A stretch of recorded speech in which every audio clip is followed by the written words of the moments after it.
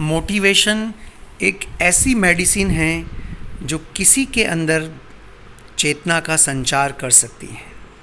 Story से बहुत कुछ सीखा जा सकता है, बशर्त हैं सीखने वाले के अंदर रुचि होनी चाहिए। चलिए मैं आज आपको एक इंटरेस्टिंग स्टोरी सुनाता हूँ।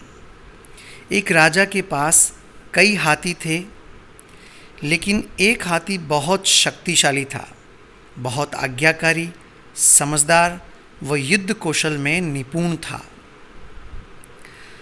और वह राजा को विजय दिलाकर वापस लौटा था। इसलिए वह महाराज का सबसे प्रिय हाथी था।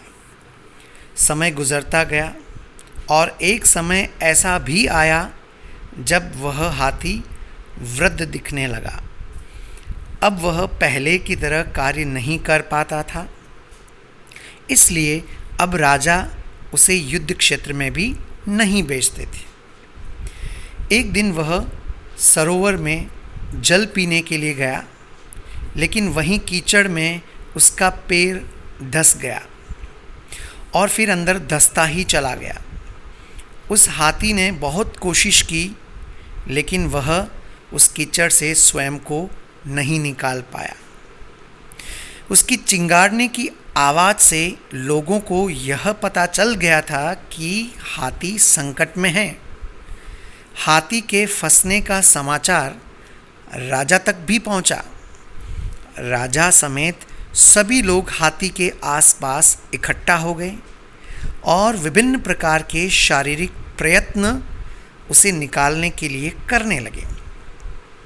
लेकिन बहुत देर तक प्रयास करने के उपरांत कोई मार्ग नहीं निकला। तब राजा के एक वरिष्ठ मंत्री ने बताया कि गौतम बुद्ध आसपास मार्गक्रमण कर रहे हैं, तो क्यों ना गौतम बुद्ध से सलाह मांगी जाए। राजा और सारा मंत्रिमंडल गौतम बुद्ध के पास गए और अनुरोध किया कि आप हमें इस विकट परिस्थिति में मार्गदर्शन प्रदान करें। गौतम बुद्ध ने सबके अनुरोध को स्वीकार किया और घटनास्थल का निरीक्षण किया और फिर राजा को सुझाव दिया कि सरोवर के चारों ओर युद्ध के नगाड़े बजाए जाए। सुनने वाले को विचित्र लगा कि भला नगाड़े बजाने से वह फंसा हुआ हाथी बाहर कैसे निकलेगा, जो अनेक व्यक्तियों के शारीरिक प्रयत्न के बाद भी बाहर नहीं निकल पाया। आश्चर्यजनक रूप से जैसे ही नगाड़े बजने प्रारंभ हुए, वैसे ही उस मृतप्राय हाथी के हाव भाव में परिवर्तन आने लगा। पहले तो वह धीरे धीरे करके खड़ा हुआ और फिर सबको हतप्रद करते हुए स्वयं ही कीचड़ से बाहर निकल गया।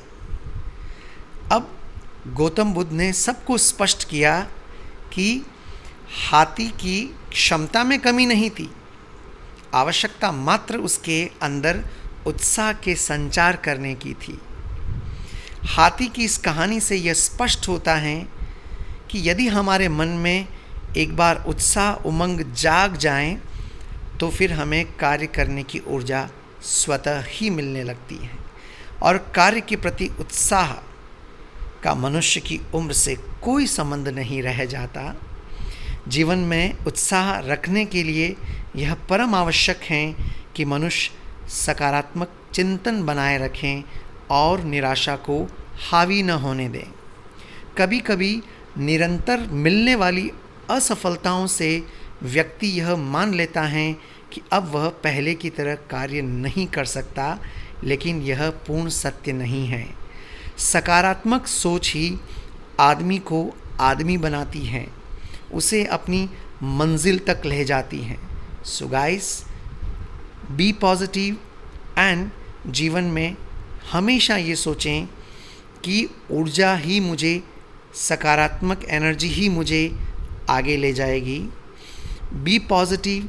इस पैंडेमिक, इस महामारी के अंदर कई बार लोग नेगेटिव हो जाते हैं। ये सोचें कि ईश्वर ने आपको एक नया मौका दिया है अपने आप को फिर से खड़ा करने का। सो विद फुल एनर्जी अपने आप को तैयार करें और आने वाले भविष्य में पॉजिटिव एनर्जी के साथ फिर से शुरुआत करें. Stay tuned guys. How did you like this video? Please write your feedback in comment box and keep watching. Thank you so much.